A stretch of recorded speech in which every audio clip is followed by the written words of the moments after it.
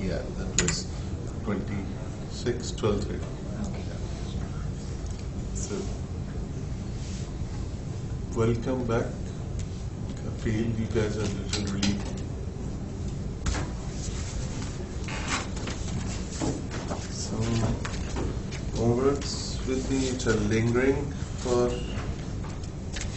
many weeks. And I feel they'll stay with me.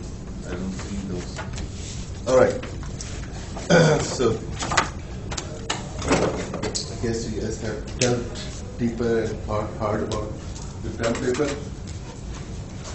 Any questions? Not maybe on ideas, but on specifics, on mechanics. You know the requirements, right? 6 pages. First page, which can be standalone, maybe just an abstract, mostly abstract, and then you can start. So that will something I would like to circulate between the class. It will be first in, first out. So if you are the first one to turn in, I'll schedule you first till last, or I'll schedule you to be the last one to present. So we'll have a little more time to prepare. So apart from that, I have no preference of how do I schedule you guys. So I've opened the assignment on Blackboard, and I'll be uploading a rubric today. You guys know what's a rubric? Nobody knows what's a rubric. What's a rubric? It says like what kind of like what grade goes with what kind of paper, or what you include. Right. So what would be the specific metrics that I will define to gauge the quality of the paper? So formatting will be one, innovation would be one, clarity of, so these are some, we break down those grading criteria with some specific sort of quality that will be used to gauge it. So instead of just having a feel of the paper, there will be specific things that I will be looking for. Right? So that will help you to narrow down or to get maximum points on those criteria points. Make sense? So rubric is nothing but a metrics that anybody can define. So I have defined one where I specify what things I would be specifically looking for in your report. Right? Clarity, typos, following the format, then how deep do you do the discussion of the merit of the idea? So discussion, yeah. Do we need to get into the specific way in which we will have to, or a general idea is presented, but do we have to discuss in depth whether or not it can be actually? How do you support your thesis? You cannot just, I can give an idea that I can put a sling on the moon, but can I support my thesis? No, but I mean actually going into the details of it, like what will be the thickness, what will be the... So you have to support your idea, why you think it's going to work. Why do you think it's going to solve the problem that you have started?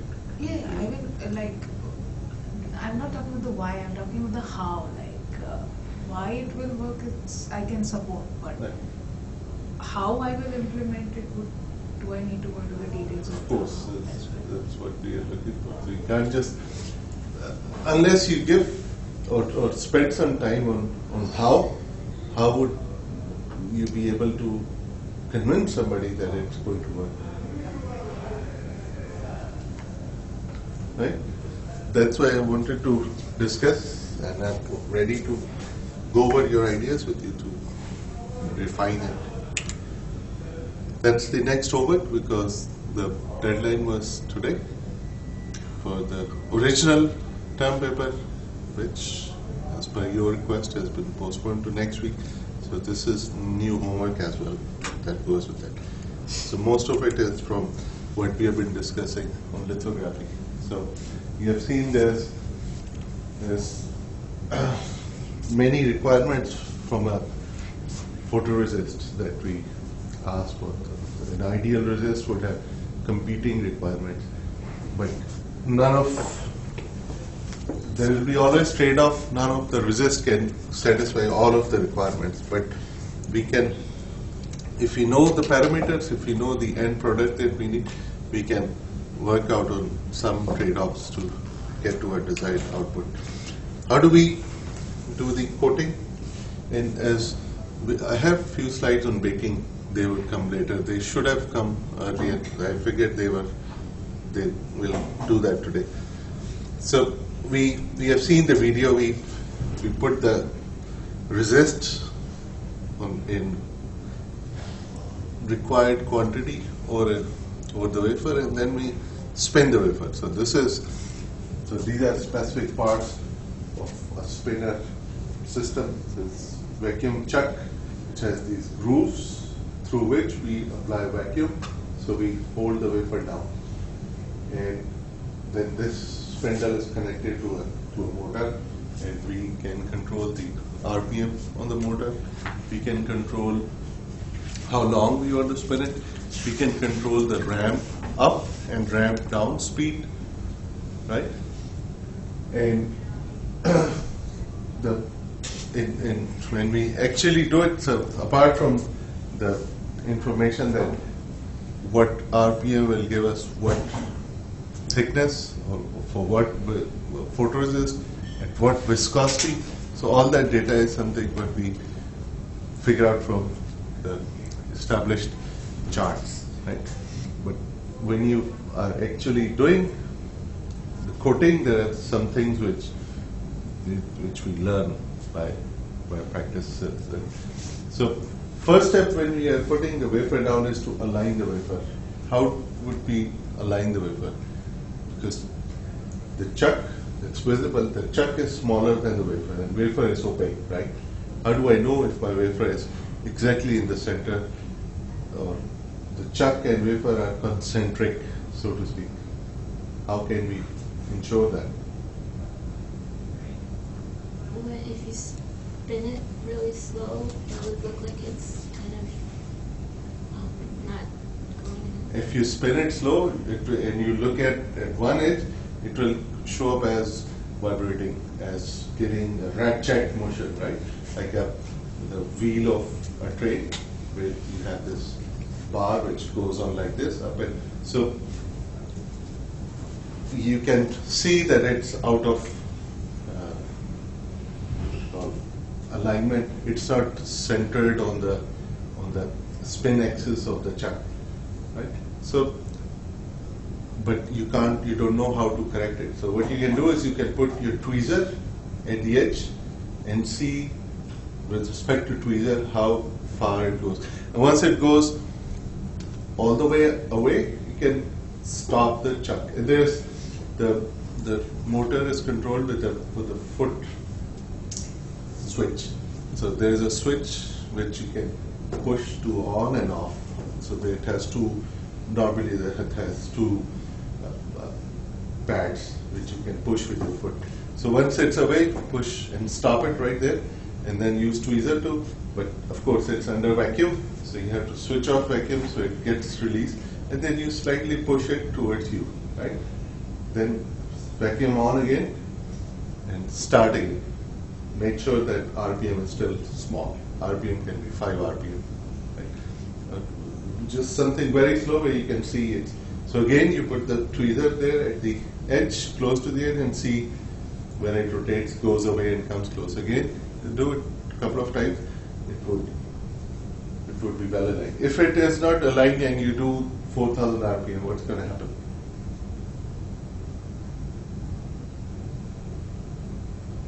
If your wafer is not aligned, think about it. Just be creative. What can happen? It will fly off. It will fly off because the mass will be uneven and spindle will be now shaking, right, in different axes instead of just being straight. And then you are adding extra weight on top, which is your resist, the wafer will just fly off. That's, and you don't want it flying off, not just because there's your hard work on there, but this is dangerous. It's like a glass flying off, and when it hits something, it's gonna turn into small pieces. It's gonna be really difficult for a doctor to take the pieces out of your body. I'm just making it up. So we have to align it, then adjusting the RPM, the ramp up speed is important. Ramping down is not as important, but ramping up, because if you ramp it up too fast, you will let the whole resist fly off before you get to that rate. But maybe you want that. So we have to know what should be the ramp up speed, how quickly it should go from 0 to 4,000, right? Like they have for cars, and go to 0 to 60 in 5 seconds. Like my old car, it'll go from 0 to 60 in maybe 2 minutes. So it's a slow process, but it's important because once we put the resist in, there's this puddle, and now if we ramp up too fast, much of it may just fly off without making this coating, making this layer all over the wafer. Right? If you do it too slow, you'll end up with a thicker resist. Maybe you want it, maybe we don't. So, and that also results into uniformity, changes in uniformity. We want it to be fairly uniform. With less than 1 nanometer for a 250 nanometer lithography. So if my end goal is to have a resist 250 nanometer, I don't want it to vary more than 1 nanometer. Now if we brush up some knowledge before that we had from before the break, what would happen if we have variation in resist? What's big deal if I have variation in resist? What all processes can get screwed up and how? Patterning? Why? If there is a thicker resist, you will get a lighter definition. If there is a thinner resist, you will get So darker. you won't get the whole thickness exposed. Yeah. Right? So that's one thing. Even if you get the whole thickness exposed, you have much more internal reflection in one case than the other. Right? So you might end up with the wider lines than other places.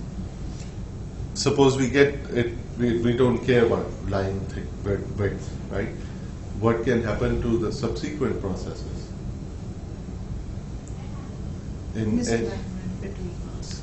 It can be misalignment, right? It can be because of my resist is thick at some places and thinner at some places. I might get line which is white and which is misaligned from out of tolerance than the structure that is below. Suppose if I'm doing etching, my resist will withstand up to a certain etch depth. One place which is thicker, it may finish during that etch at a thinner pace, right? So my etch will fail. Right? So we want it to be fairly uniform. So this list goes on. In any process, you can think about that. If you are using it as a pattern, then what can be issues? If you are using it as a protective layer, then what can be issues that can happen? If you're doing implantation and you have thinner resist at some place and a thicker resist, then remember that straggle. So you might end up doping those parts where you have thinner resist, right? Where actually you want that resist to protect from implantation. So it's all these things can happen if your variation is bad.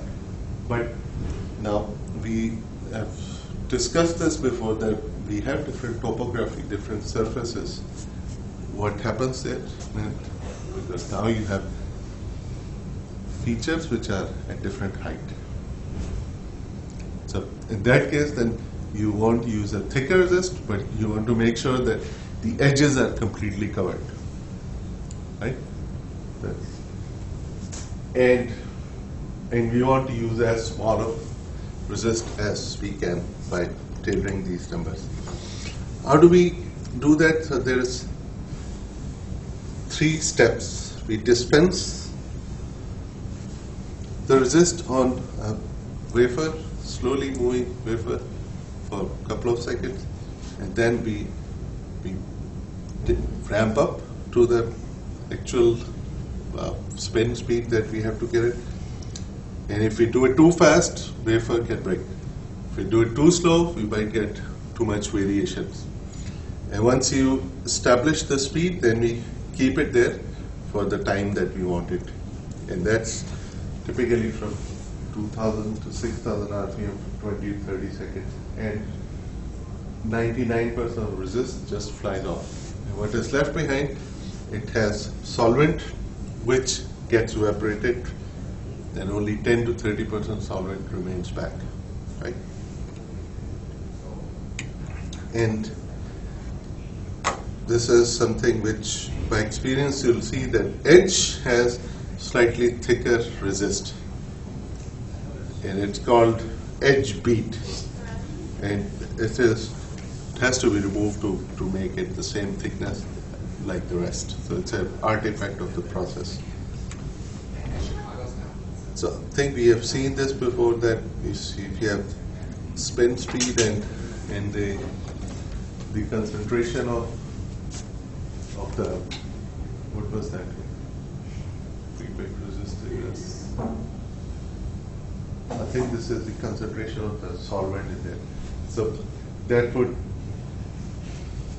thickness would change as your spin speed goes up. Right? So we will know what resist we have, how viscous is it, and we will do our process accordingly. On top of that, what would be an important feature, factor apart from the viscosity and time of spinning? Guys, what do we have? What do we need to make resist stick to the surface? Adhesion, right? So we have to make sure the ambient conditions are good for adhesion. What are the ambient conditions? No water vapor. Water vapor, of course, no water vapor, and so what are ambient conditions? What do we mean by ambient?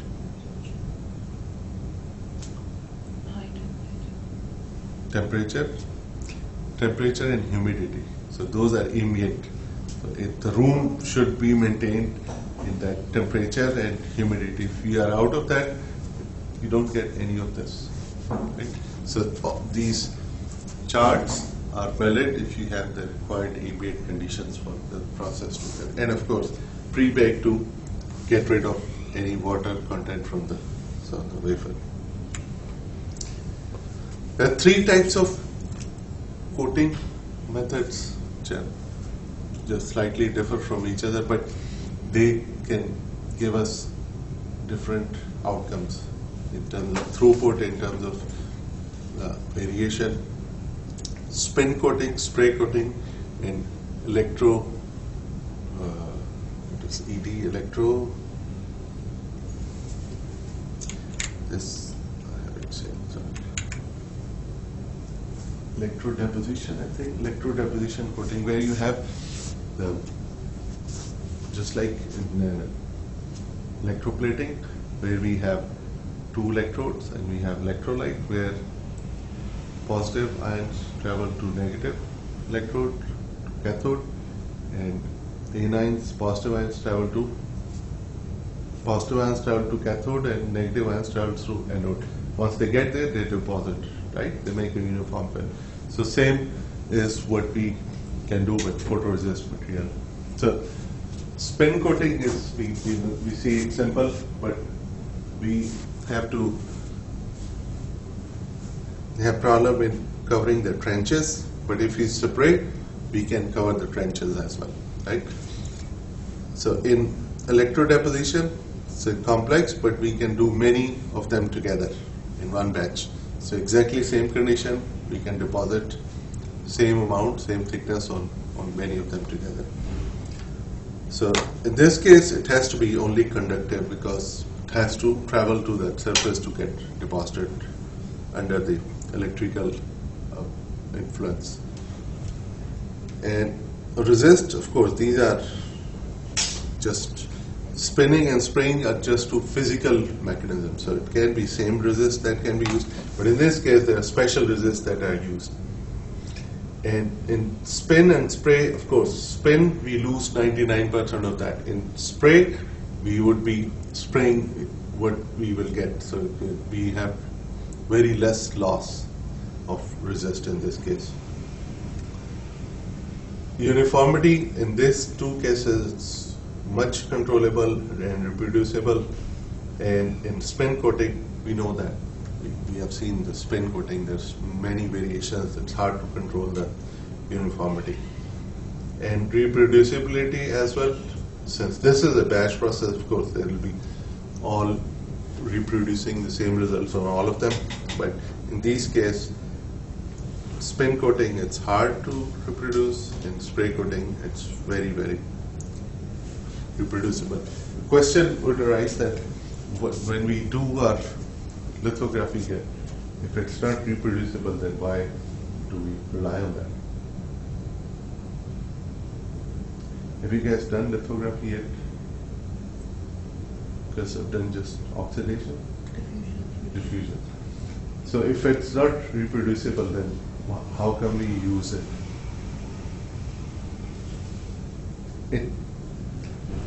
The feature size that we use, they're pretty much reproducible. But if you go down in feature size, then the question arises that how reproducible is that? Right? If you're talking about hundreds of nanometers, then this becomes a challenge to reproduce that same result with spin coating over and over. And not just that, size small and contact lithography that makes it hard to reproduce every time. But what we get is something which can be within tolerance. So, but not in the case of devices, in the real fabrication, high throughput devices. So, what parameters we can control? Of course, viscosity, speed. In this case, when you're spraying, how fast you scan, what is the solid content. But in this case, it's the voltage, temperature, and baths. What are the conditions of the bath? And applications, again, they have slightly different applications. And in this case, you can do the transfer to the bottom of cavities. In this case, you can go across the cavities and in the cavities. It's done for metal patterning as well as vertical walls, because your deposition is not a physical process, it's electro deposition, so they have to travel and they can coat the side walls of vertical stuff. So this it's more preferred for high aspect ratio features. So after spinning, we heat it to low temperature. The idea is to get rid of most of the solvent, but we don't get rid of all solvent because we need solvent to remain for the development, when we get to the development stage. We improve adhesion by relieving stress. We reduce any tackiness. So tackiness is something which we probably know from experience, that if you spin a viscous solution on a surface and there are some particles somewhere, you'll get wavy features coming out of that from center towards the periphery, something like this. So if you had some particles, this is just showing it exact right angle, but somewhere. So if you spin it, what you'll see is some ripples in that resist, right? Going away from the center, but centered at that particle very right. So by heating, we get rid of those ripples. So sort of we reflow resist to get a more smooth film. And we reduce the thickness by further 10 to 20% because we get rid of solvent. So that then decides the unexposed resist and how fast it will dissolve in unexposed resist. If we leave higher amount of solvent, we'll get higher dissolution rate. Is it good to have high dissolution rate or not?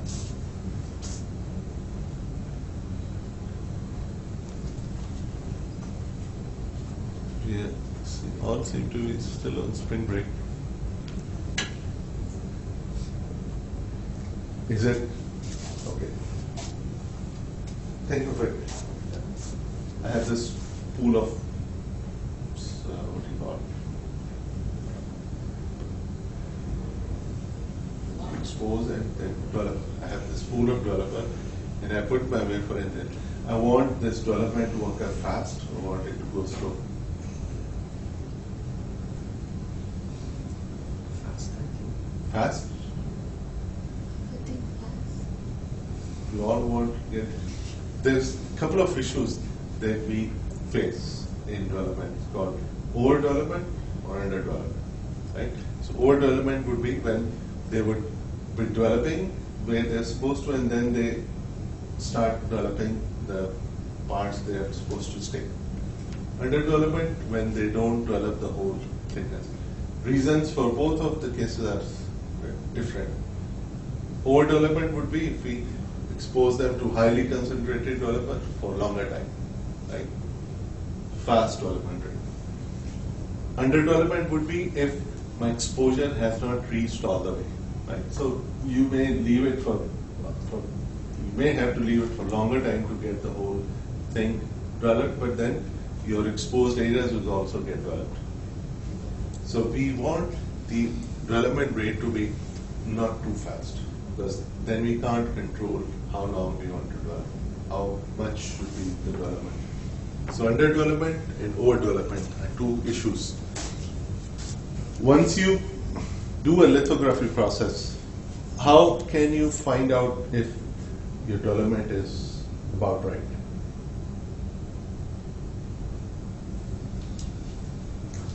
Once you have finished with your lithography process, how can you figure out if your development was about right? Your resist will, the rate at which it comes off will tell you whether it Right. is exposed properly or Yeah. not. There's no way how it comes off. Yeah, we see that brownish thing coming up, but there's no way how do we measure that. The best way is to look at your mask. Maybe you don't have to because you have designed yourself, so you would know what feature should be what size. And look at your developed feature, measure them. If your feature was 50 micron, a window with 50 by 50 micron, and what you get is 60 by 60 micron, something is wrong. So be that simple test. Always look at under microscope and measure it. If it's 60 by 60 micron, there can be multiple reasons. Maybe all of those working there, or maybe one of them. One of them is overdevelopment. For underdeveloped features, you look at it, and if you look, some resist still at the bottom of those features, it means that resist didn't come off completely. It may be that your exposure it was underexposed. So there's a term used for overexposure, underexposure, overdevelopment, underdevelopment as well. So in that case, you might want to start over and change the dose. If still it doesn't work, then you have to change your development time. Right? So this something which we don't want to change too much from process to process. Right? We don't want to change how long we soft bake and at what temperature. We So try to stick to a temperature, 90 degrees maybe, stick to maybe 3 minutes or 5 minutes, whatever you do. Because if you change this time, then it's hard to figure out if it's the exposure or it's the developer which is causing failure. Does it make sense? So lithography is becoming complex day by day. It seemed just using a plate and shining light and you're done. So this is just the resist side. We'll look at the optical side in this next one, So if it's underbaked, it will lose selectivity in the developer, what we call underdeveloped, right? So it's not going to develop that part. Even if it is exposed, but it will not be able to dissolve if we haven't done soft bake within this range, right? So this is a simple chart which tells us that what is the requirement on the dose and what should be our soft bake. If we do it too much, then we will make it less sensitive to exposure. Does it make sense? Both ways.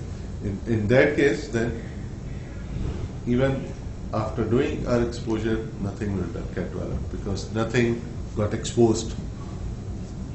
So there will be no change, chemical change in that. So soft bake is important. How do we do it, and how long do we do it? Right? Again, how can we find out these parts? The exposure dose, the exposure intensity dose would be integral of how long you do it. How can we find out the energy of exposure? We discussed that before.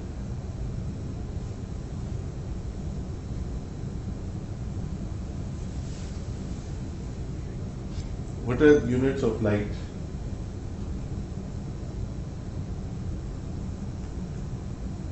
Students, electrical engineers. What are units of light? You said something. I was thinking light in terms of photons. Units of light? No, it's not the unit of light. Have you guys ever heard of lumens or cadence? Right? So that's the unit of light intensity. Right? In this case, we are looking at UV, the energy that we can impart with you. How do we measure that? Where do we measure it from? The wavelengths. The wavelength. So you have the system, you have a lamp, and you have a set wavelength in there. All you have to do is stick in your measurement system, multimeter, whatever, at the wafer level and measure how much energy is reaching there. Right? We discussed this before. Would that change for a lamp? Should that change for a lamp? So I have a lithography system and I have a source of light there and I get some X energy at the wafer level. Do I have to measure it after 2 weeks again? Yes. Why? Because of aging. Aging. The lamp ages, that goes down. So we have to. So normally the maintainers of the equipment, they do that. They can tell you what is the energy you're getting, and that should tell you how much soft bake you have to do or not. Right? So if you are getting 50 millijoule per centimeter square, should you do just 85 Celsius? You'll be doing under soft bake, and what will happen with that? You will lose selectivity in dissolver. What does that mean? Losing selectivity. Probably you should start discussing where did we go in summer in this spring break. That'll be more interesting than lecture. What does it mean when we say we lose selectivity? can't distinguish between It- exposed and unexposed. Exactly. What will happen if it doesn't have selectivity? It will develop everything or nothing. It may develop everything, may not develop everything, right? So yeah, it's gonna get the whole resist off of the system. So you have to know your system, and you have to how. So generally on a lithography system, they have a meter which tells you the number of hours on the lamp. So it keeps on moving as long as the lamp is on. So that those number of hours can tell you if the lamp is old, then what should you expect. How long do you have to wait once you switch on the lamp? I mean, that period. Exposure? When you switch on, it takes a while to reach its intensity, right? No, these lamps they come on really quick. And okay, the way it works is when you do your exposure, you push the button, and there's a way how you do that. You yell that I'm going to expose, so everybody should save their wafers and what if they have resist open. And once you push the button, the lamp turns on, and then it travels on top of your mask and wafer, and then stays there. Then the shutter goes off, stays there for the time you have set. Shutter then switches off, and then it goes back. So it turns on away from the resist. And once it comes, there's shutter which goes away and exposes the wafer. So it's not like a tube light that takes a while to No. Though these UV lamps are simple lamps, they turn on really quick. Yeah. So how do we make these things? The question which you asked last time. So hot plate, infrared, convection. So infrared is probably we don't do that too much, but hot plate and convection is probably the most common. Both cases, or three cases, have their own pluses and minuses. In case of hot plate, we suddenly get to the temperature, and once you take it off, it takes wafer some time to get back. In infrared, it takes a while for it to get to the temperature you want. In convection, you put it in there, and the circulation of heat radiation will cause the wafer to get to the temperature you need. So this is a convection oven where the air is circulated, so heat can travel from the source from the heating elements to the chamber, right? And this is infrared where we shine the light and we get rid of solvent. So similar case for hot plate where you place the wafer on the plate, and it may be hot before, you may start the temperature after that. So we change the degree of exposure by changing the energy on the resist. So there are other things that we need to do. We need to focus the light on the surface of the substrate. What happens if you don't focus it on the surface of the wafer?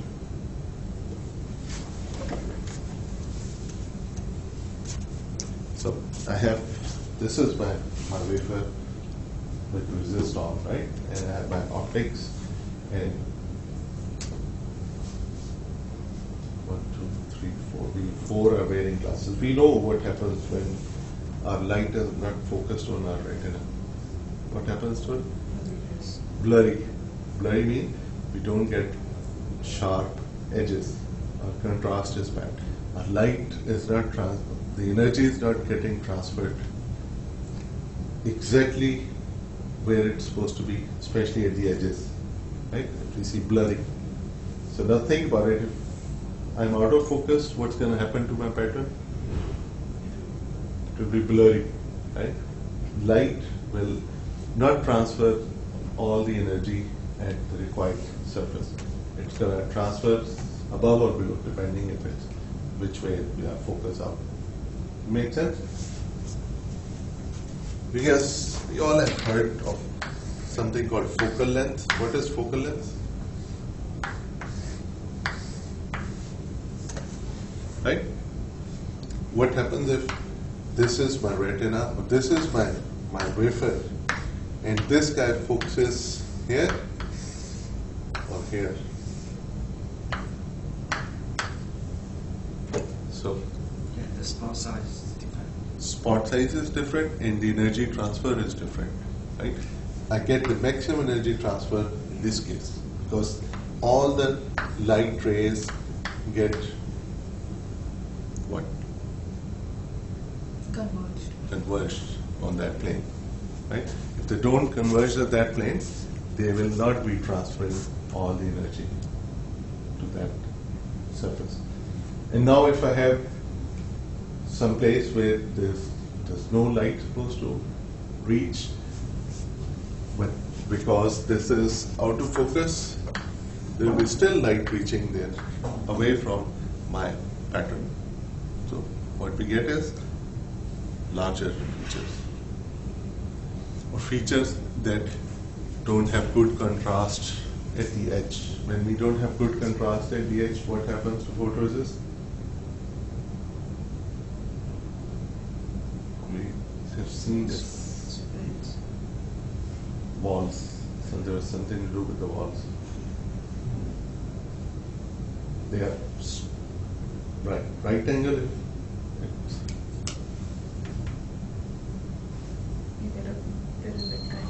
If we have very high contrast, my walls will have pyramidal shape. Not. If the contrast is high, you'll have If a the best contrast should give me line, which are the edges which are right angle, right? But bad contrast results into opening the slope to those walls. So these all things will come in here if I'm not in focus. And once so this is considering just one layer. Now I have to align with features which are already made on the wafer, right? So if I'm not in focus, my alignment will be bad. My alignment will be not just maybe away, but even if it is aligned, the feature which I'll make will be much larger or much smaller than what I'm supposed to get with respect to the feature on the wafer. So, but yeah, we'll see this once we start on the light part, which is lithography 2. What are the issues with that? So, exposure results into standing waves, scattering, and thickness variation of resist due to the topography. They all result into artifacts.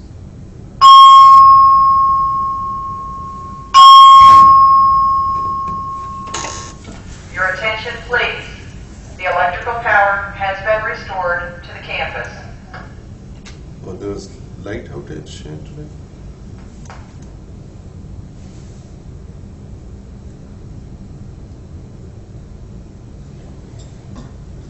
Okay, so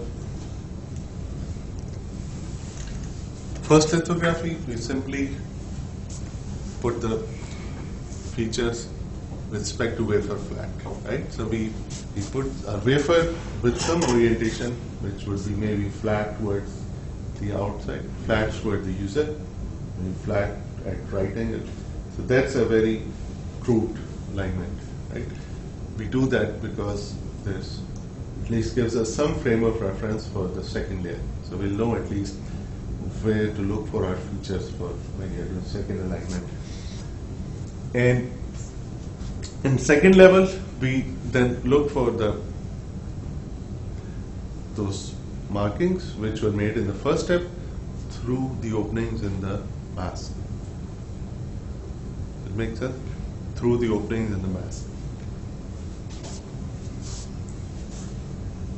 If I have a design, this needs a little more discussion.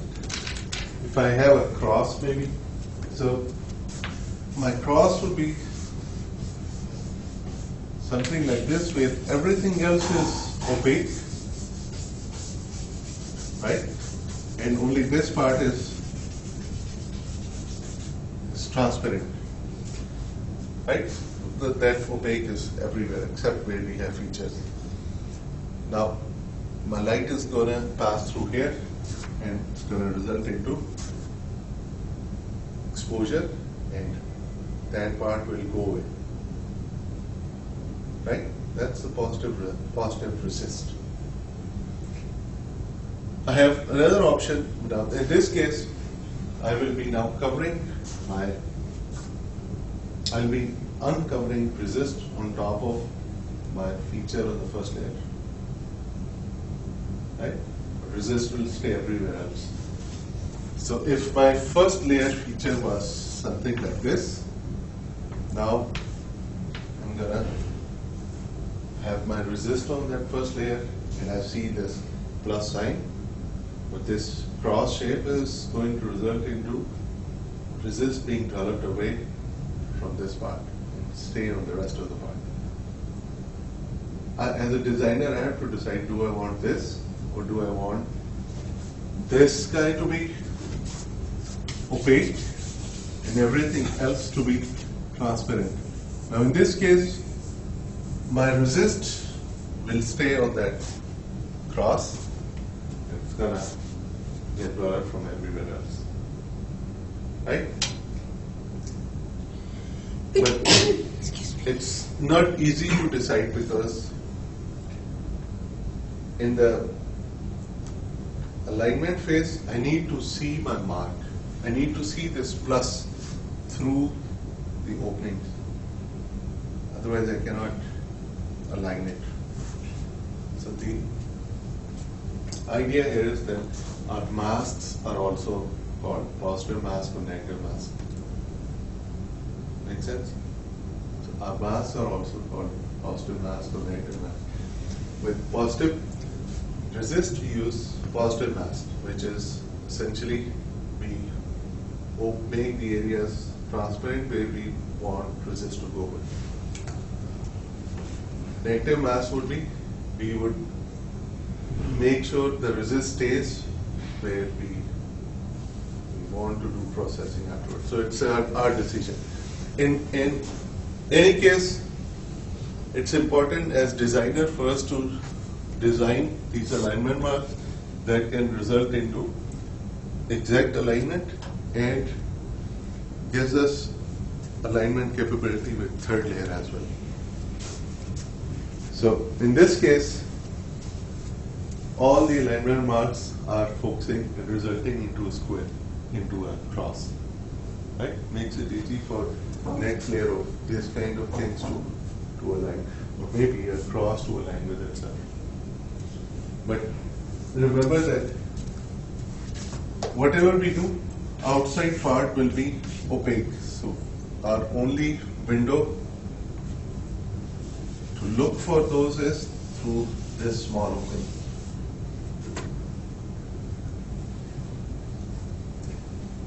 Why I'm emphasizing? Because it's not easy to do. You have microscope to look through, and now you are looking for these squares, and the only window to look for that square is not square, cross. So look for that cross is this small opening, which itself is shaped as cross. So if this guy is somewhere here, all you see is this guy. Right? So you have to spend some time playing around, finding this and bringing this in the center. Now, think about it. If I find my alignment mark in one corner and I bring it into center, am I okay? Can I just proceed with exposure? I've aligned only one marker in one corner. No, but it could be in any direction. It can be in any direction. So I have to go all the way to the other side and find it there as well. I have to go into all four corners and make sure they all are aligned. Because what I can't see is this slight angle here. It's hard to see with just bare eye. But once you go from one corner to the other corner, then you see that this guy may be way off from the. So you have to then adjust what you call theta of the reference. For that, you have to have two eyepieces which are independent of each other. So one eyepiece should be looking at the extreme right, the other one should be looking at the extreme left. Then you, while looking at both edges of the wafer, you have to align it. And then we move up, look at few alignment marks there, go down. Would the diagonals be accurate then? Yeah, anywhere where those two alignment marks are on the extreme of the wafer, you look at them, that will help you adjust the theta. Because if one looks fairly alike, you'll see once you travel the whole distance, the theta is very significant on the other part. The misalignment in theta is very significant on the other part. Right? So this should help you align. You will not be able to read it anywhere. You won't see this in any lecture because these are actual practical issues which you learn with experience. Once you do it, once you design a wafer, you have to put plenty of alignment marks and you have to know your equipment. And knowing your equipment, for example, how far can you see at one time? Can you see all the way at the extremes of the wafer, or can you just see one in the middle and one at the edge? Then maybe you have to put alignment marks in the center also. And then you have to look at those and then travel and look at those. Depends on your alignment system as well. Who decides this, the master designer or the circuit designer? Master design. So alignment marks is something which come with the mask set.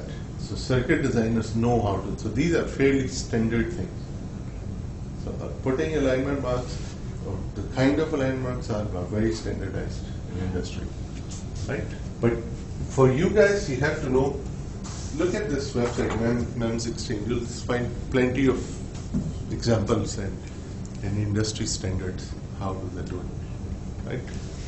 But for any multi-layered exposure, you have to know what is your alignment mark and how do you look for it. Once you find it, how do you align it? X, Y, and theta, all three will have to be done. Right? So there has to be clear field or bright field in nature so you can see through and you can see this guy which is at the lower level, which is on the mask already. Right? So inspection. So this is showing you all those alignment marks. So these are not contributing to any of the features. So you see the black one is already on the wafer. This slightly different color is the openings in the resist that have been made. So it's resist everywhere.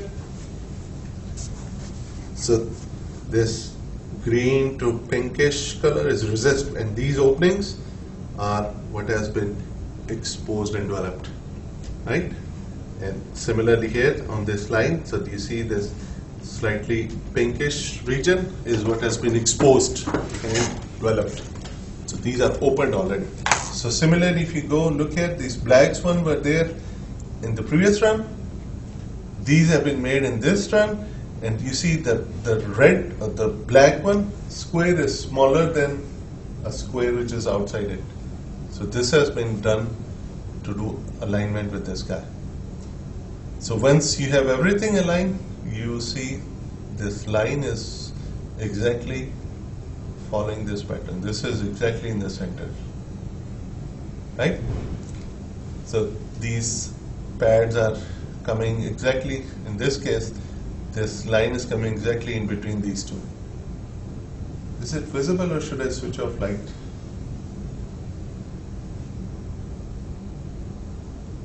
You guys are not ready even to answer that question. Should I switch off light or is it okay?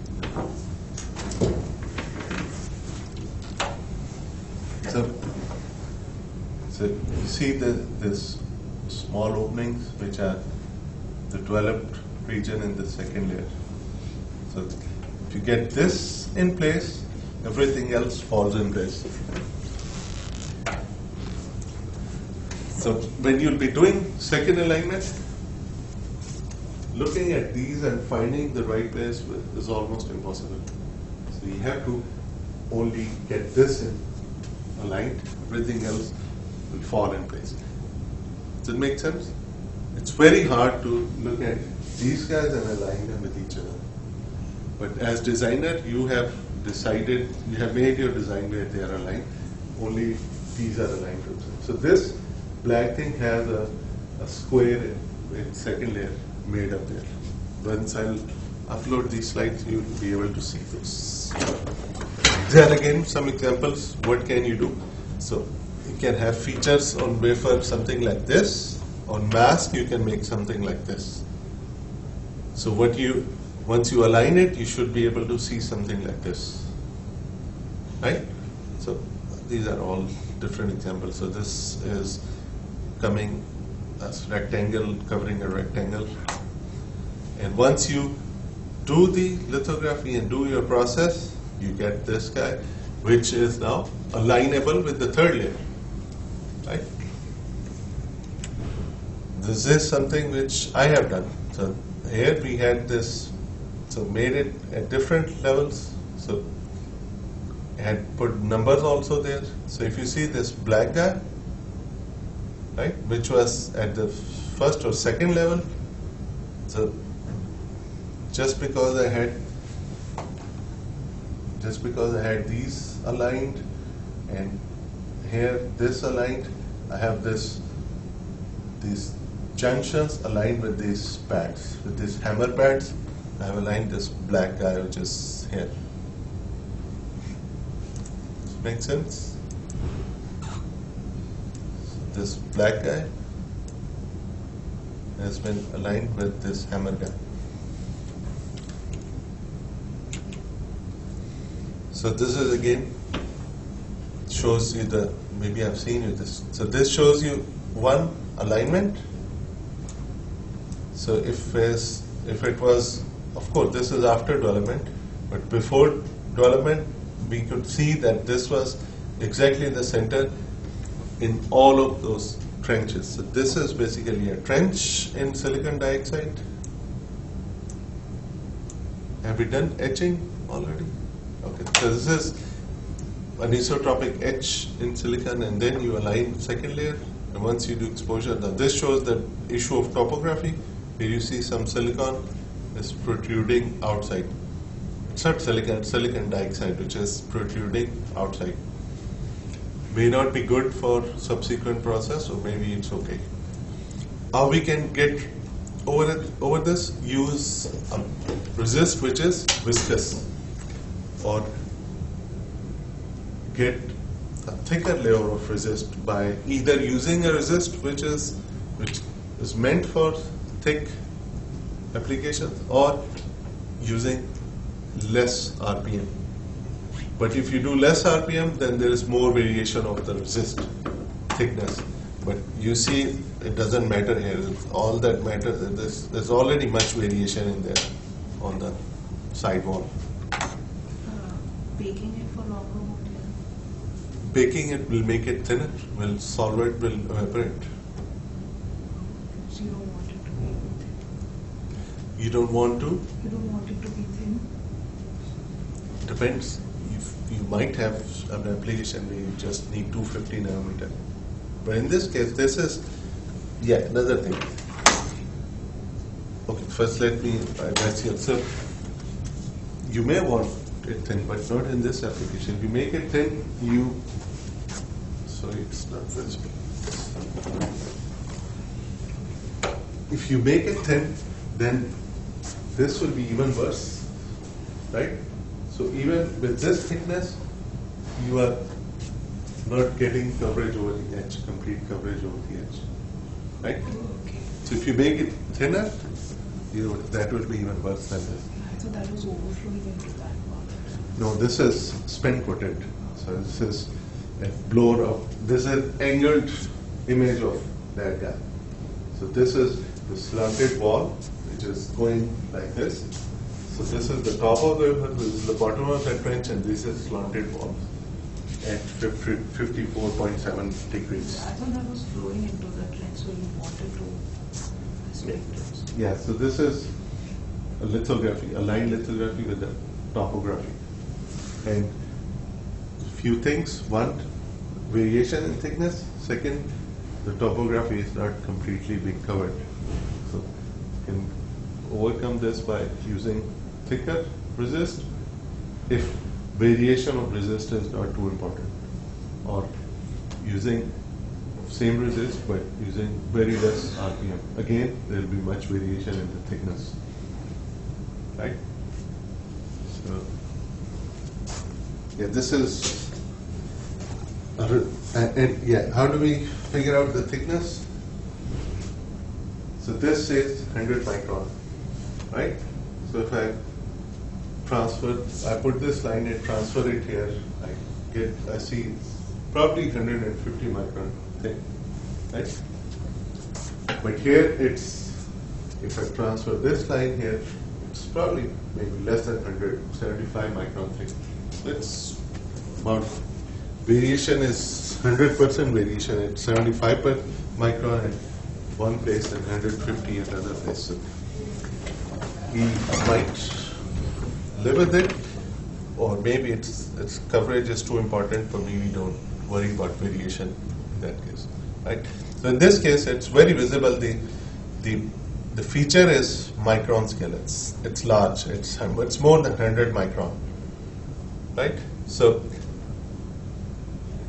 thickness doesn't matter too much for us, right? Oh, sorry, what? This is not 100 micron. If I take these two, these are 20 micron.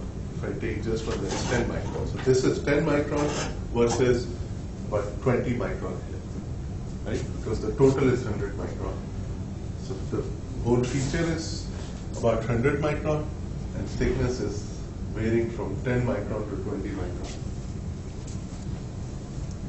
So, and we see that we get fairly decent alignment, and our variation in thickness is not too bad given our feature itself is 100 micron. If it is 200 nanometers, then yes, we don't want even 10% variation in the resist thickness.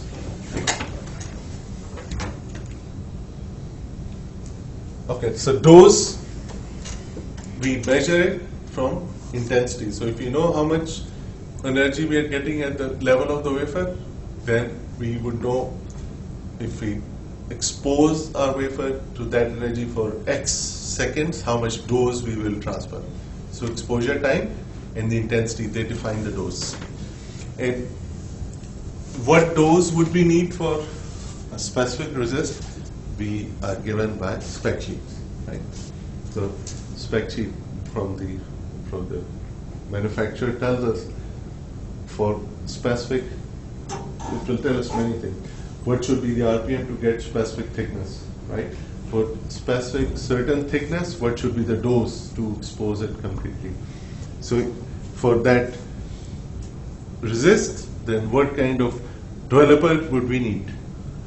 What would be the development thickness with respect to concentration of developer? So we can change concentration of developer. We add DI water to dilute it. So these are all given by the manufacturers. And as the length ages, the intensity changes, right? So your dose will have to be, your time of exposure maybe will have to be adjusted. In some exposure systems, you will have time as a separate controllable parameter, because you can't control the intensity, right? That's what you are getting. In some systems where there's feedback loop, they would allow you to define integrated energy transfer. So then the system will automatically measure the energy and how much time you should do, right? So that's, for some it's, yeah, some prefer one over the other. I would prefer to know my exposure time, right? So I can, because we as researchers, as experimental researcher, we have to do them over and over manually. So I would rather do exactly the same time within short period of the lamp life. So within short span of time, that the lamp life doesn't change too much, right? But many places, many systems, they have where you specify the dose that you want, and then it measures how much should be the length of the exposure based on how much energy it gets. Right? So it's again, you have to find out. So artifacts of exposure, one was the coverage of step, one is standing waves. So there's internal reflection, right, which causes formation of standing waves. And we know standing waves is the constructive and destructive interference of waves, right? And they result into zones of high and low exposure in the resist. They result into high and low intensity of the light that's striking there. How would that come out to be if we have standing waves generated in resists? How should they show up? So I exposed, I developed. What would I see as a result of standing waves? Constructive and destructive. Oh, of course, that's written there. Yeah. What would I see in resist as a result of standing waves? Peaks and valleys. Yeah, I see structure which is showing a sinusoidal pattern. So the wall, yes, contrast will define how steep it is, but then standing waves will result into these notches on the wall itself. A very periodic structure through the edge. And then there's another thing called scattering, where the upper or lower levels will cause the light to reflect in different directions, and they would result into regions get exposed which are supposed to be masked. So there'll be, because of those features not exactly flat, they might have edges, so light would reflect in the other directions than just reflecting back. So what we see as standing waves is these periodic structures in the resist film because of the interference. Right? How do we get rid of those? Our bake gets rid of those. So bake, basically, our post-exposure bake gets rid of those. So another thing, the variation in resist thickness, which I showed you because of topography. So that can result into different, covering different masking effect at different places. And if we know our system, if we know what lines would be at what place, we can adjust the line width in the subsequent mask to cater for that change in thickness. So in this case, if I produce this device, right, in mass scale, we would know that at this point, this line becomes thinner because there is a topography issue. So a designer can adjust this in the mass design, make it thicker, make it wider. So once you get the final product, your line will be much more consistent. So these are the known design artifacts that we can do something about. So we do post-exposure bake. So if there's no PEB, what we see is those periodic structures. If we do post-exposure bake, we smoothen it out to a large extent. Right? So this is done for 45 seconds in this case. So what it does is, okay, PEB is higher than soft bake. What we want to do is entirely different than what we want to do with soft bake. In this case, we want to diffuse the pack to average out the boundary. So we want to smoothen out the edges.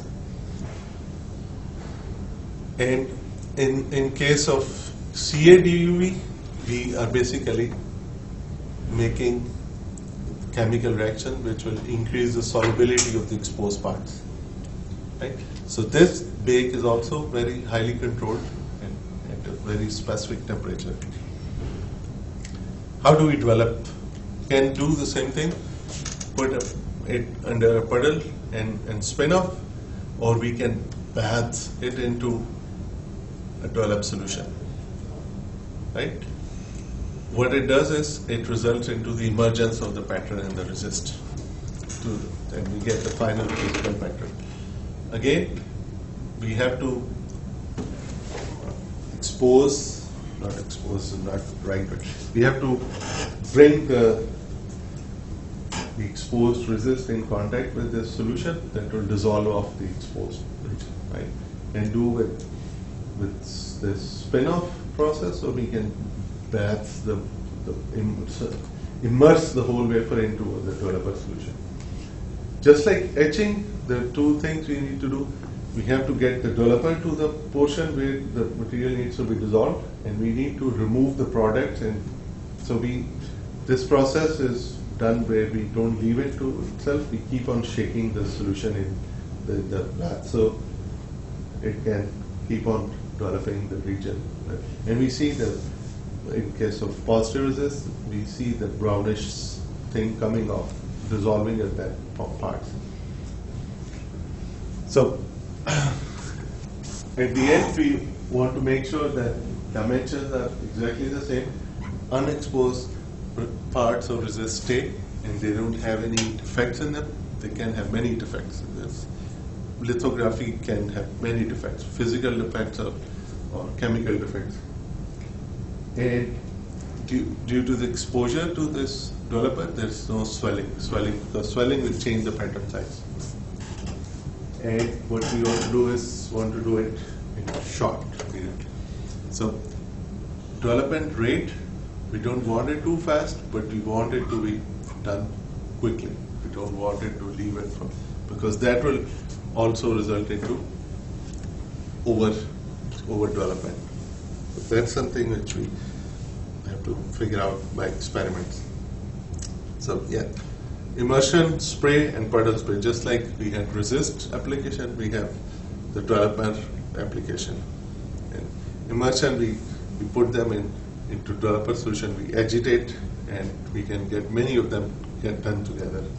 Spray, we again put on a chuck and spray amount of develop. It's in this case we don't have to wash it with DI water or some, because the developed part will just get washed away, fly away from the wafer. Puddle spray, again we apply the developer on top of wafer, let it stay, and then we spin it to remove it and rinse it. So TMH is a very common developer. TMH is also an etchant for silicon, but more often we have a hard material below resist. We have silicon dioxide or silicon nitride. But TMH is, after we do the exposure, we generally do a very short plasma exposure. Oxygen plasma. Oxygen plasma, I've said that is oxygen gets rid of everything, burns everything. So we do short oxygen plasma to get rid of any resist which may be still in our patterns, right? If our exposure and development is right, that would be a very thin amount of resist.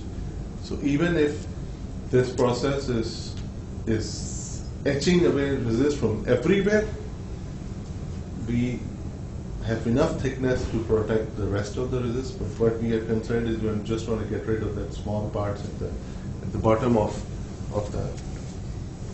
our pattern. So if we have some resist left behind at the bottom, we want to get rid of that, and what we do is oxygen plasma. Right? So it's called de-scum process. A question: how do we characterize developer step. We dip it for a certain time, we dry it, and we look at the thickness change. So that tells us the rate of development, the rate at which the resist is getting developed and dissolved away. What changes this? Time of exposure, how good was soft bake, what was the thickness of resist, how long we developed, how strong the developer was, and how good were we when we were moving the product away in a dish to develop the whole thing. We always inspect after every step, so using microscope. So in this case, what we are looking for is there shouldn't be any resist left behind, there shouldn't be any defects in the resist, and our alignment is good. Right? So optical microscope or scanning electron microscope can tell us this information. If it fails any of these things, we have to start the process again. This case, this is again, which I've shown you before. The other one is a result of a E-beam lithography, and this hole was made and dimensions are measured to fall into the specs that it was supposed to do. So we have to do this critical inspection for every exposure, and we measured the thickness, the dimension, the critical dimension, if they are exactly the same that we had on our mask. Okay, any questions? Probably just a few more slides left, and we can wait till next lecture. Development solution, what's the temperature? Is it at room temperature or is it hot? Pardon? The developer. Room temperature. Development is done at room temperature. Because that reaction is already amplified by chemicals. So our post-exposure bake gets them to the surface. So it's a very quick reaction. Do it at But room the temperature. development solution itself is at room temperature. Yeah. It's not at elevated. It's at room temperature. And at that point, ambient doesn't matter too much because your wafer is going to be immersed in that solution. So it doesn't matter whatever in the humidity or temperature doesn't matter. So it's done at room temperature. But then temperature of developer can change your results. Right? But it's livable because we most of the times we do a plasma to get rid of any remaining resist in the picture. Questions? Is there any time along the refracting index for the So manufacturer will tell us which resist can be used to what critical dimension. So if it has internal reflection, we may not be able to make very small features. So that is something manufacturer will tell us that what smallest feature size is possible with that wafer, with that resist. I mean, do we want high refracting index or lower? If we don't want high refractive index, because then, okay, we're talking about no. High refractive index, why would that matter for exposure? Because I read some papers, they are talking about sometimes we want using some medium. It's called immersion lithography. Okay, the immersion lithography is a totally modern and what we call next generation lithography technique. Yeah, they have some high refracting index medium. So they said we also need. That's the medium, not the resist. Yes. Yeah, that's what I'm asking.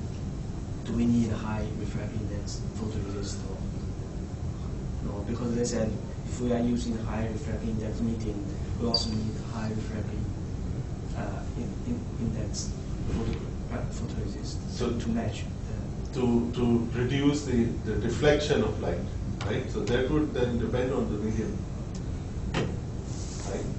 So that would be just for the matching with the refractive index of the medium. So you don't have, because when light travels from one medium to the other, it deflects. You don't want it to reflect. You want it to go in the same direction that it was.